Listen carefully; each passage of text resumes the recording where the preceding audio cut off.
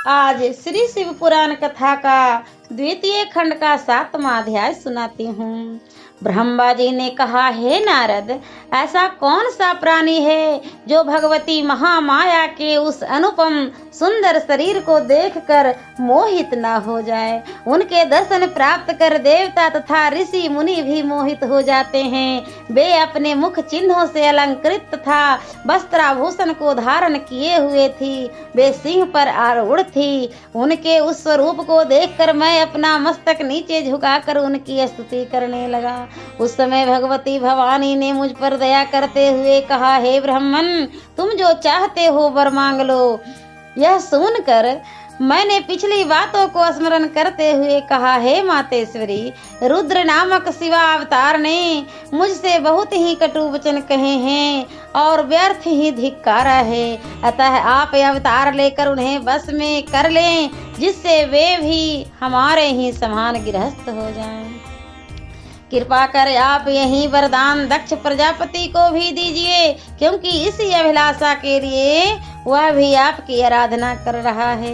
तीनों लोकों में आपके अतिरिक्त कोई ऐसा नहीं जो शिव जी को मोहित कर सके।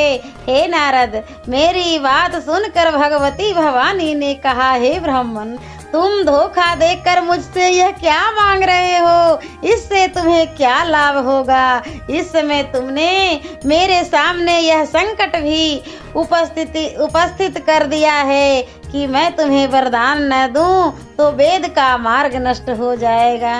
इतना कहकर उन भगवती ने योग धारण द्वारा उन पर परम ब्रह्म परमेश्वर का ध्यान किया, जो अपने भक्तों को प्रसन्नता प्रदान करते हैं और सबके अंतःकरण का हाल जानते हैं। तो भगवान सदाशिव ने उन्हें ध्यान अवस्था में यह आज्ञा दी कि ब्रह्मा जिस वरदान को मांगते हैं उन्हें दे दो और तुम अवतार ग्रहण करना स्वीकार करो।